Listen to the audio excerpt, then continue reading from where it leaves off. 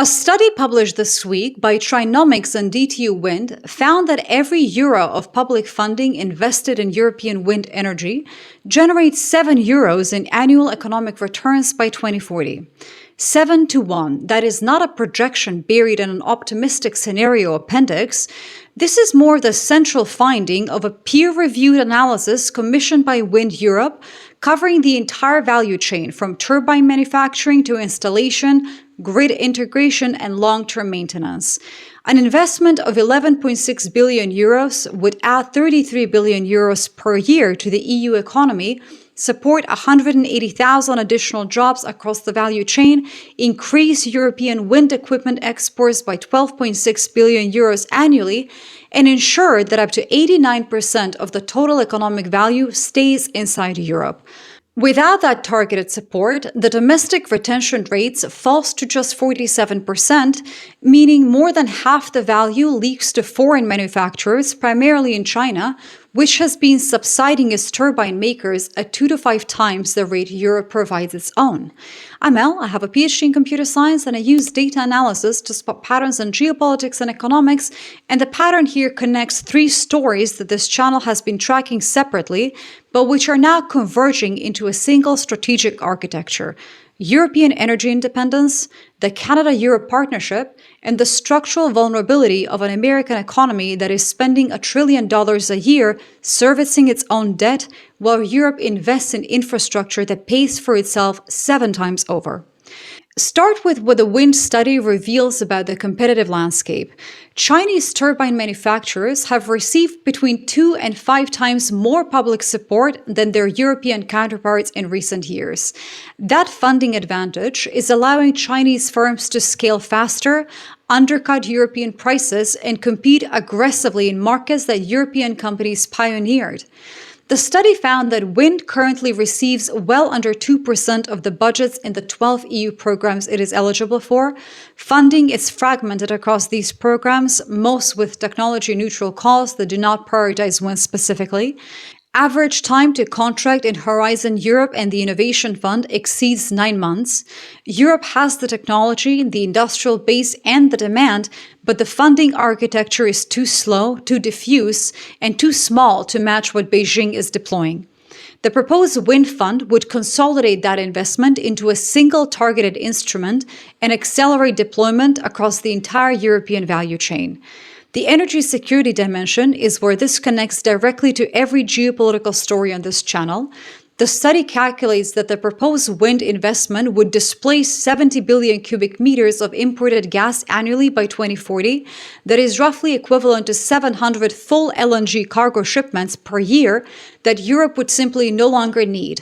At current gas prices, which have been elevated since the Iran war disrupted the Strait of Hormuz and sent global energy markets into sustained turbulence, by the way, the cost avoidance alone represents tens of billions of euros per year in reduced exposure to exactly the kind of price shock that Trump's foreign policy has just inflicted on the global economy. If you've been following this channel's playlist on European decoupling, this is the energy economics chapter, the one where the numbers actually prove that sovereignty is not just a political preference or a rhetorical position, but instead a measurable financial return of investment.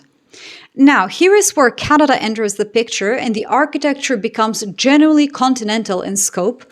During Prime Minister Carney's visit to Berlin last year, he and Chancellor Merz signed a joint declaration of intent to intensify cooperation on critical minerals and energy supply. Carney told reporters back then the number one focus of this government is to build energy infrastructure, and particularly infrastructure that helps us deepen our partnership with our European partners, and particularly Germany. There is a huge range of immediate opportunities with respect to critical metals and minerals, and there are medium-term opportunities with respect to all forms of energy, including LNG and hydrogen. The partnership operates across 3 reinforcing pillars. First, critical minerals. Canada's Critical Mineral Production Alliance, launched at the G7 summit in Alberta, has already secured 30 new international partnerships and unlocked $12.1 billion in mining project capital. Canadian companies like Troilus Gold are now supplying copper concentrate directly to Germany's Orbis refinery. Tornget Metals signed a memorandum of understanding with VAC, a German rare earth magnet manufacturer. Rocktech Lithium is partnering with Germany's Enertag to power its lithium hydroxide facility entirely with renewable energy. These are the raw materials that wind turbines, EV batteries, heat pumps, and defense systems all require, and Europe is sourcing them from Canada rather than from China. If you're trying to understand how to spot structural shifts in the global economy before they become mainstream consensus, my book, Awake, the Practice of Critical Thinking in an Age of Self-Lies, is available as an ebook and audiobook. Subscribers get 10% off, and you can grab the first chapter for free in the description links below. Second, very importantly, there is LNG.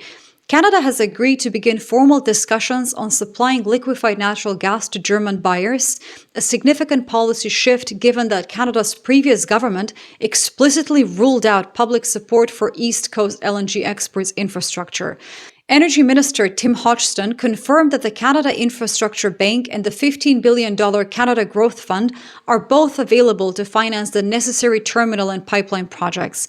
Canadian LNG would give Europe a reliable North Atlantic supply route that does not transit the Strait of Hormuz, does not depend on Gulf monarchies whose relationship with Washington is actively fraying, and does not rely on Russian pipeline gas that Europe spent 4 years weaning itself off. It is a bridge fuel supplied by a democratic ally under a comprehensive free trade agreement, CETA, that is on track for full ratification across all remaining EU member states. Third, there is hydrogen. The Canada-Germany Hydrogen Alliance is developing a transatlantic hydrogen trade corridor designed to carry green hydrogen from Canadian renewable energy sources to European industrial markets.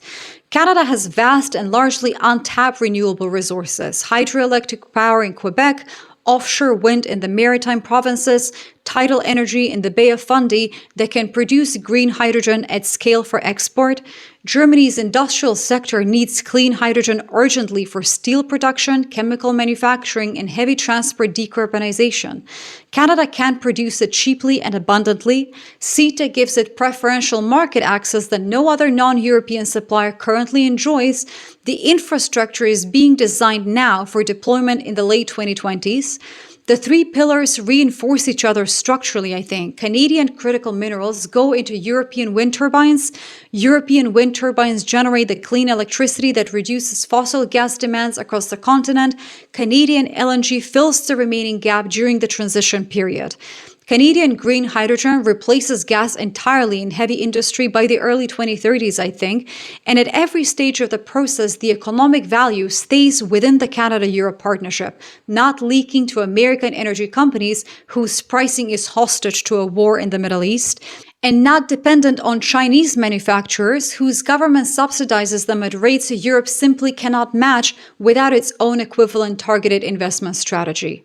In terms of what's going to happen next, the prediction is that the proposed wind fund will be approved as part of the next EU budget cycle and will probably begin disbursing by 2028. European wind capacity will probably reach the levels needed to displace 70 billion cubic meters of gas imports by the mid-2030s. Canadian LNG will begin flowing to European terminals probably within 5 years. The transatlantic hydrogen corridor will reach pilot scale by 2030 and commercial scale by 2033. And the 7-to-1 return that the Trinomics study identified will probably become the benchmark against which every future European infrastructure investment is measured, because in an era where America is paying $1 trillion a year in interest on money it borrowed to fund a war that made energy more expensive for everyone, Europe is investing in infrastructure that makes energy cheaper, cleaner, and sovereign. One is a bill that compounds, the other is a return that multiplies. The difference between these two approaches is the entire story of the next decade. But energy independence only works if the data powering the grid stays in Europe as well. I made a separate video on how Microsoft just got caught leaking Dutch civil servants' names to Washington, and how the Netherlands has already built the exit before the leak happened. That's the one that I would watch next. Thanks so much for watching this one. Subscribe, and I'll see you on the next one.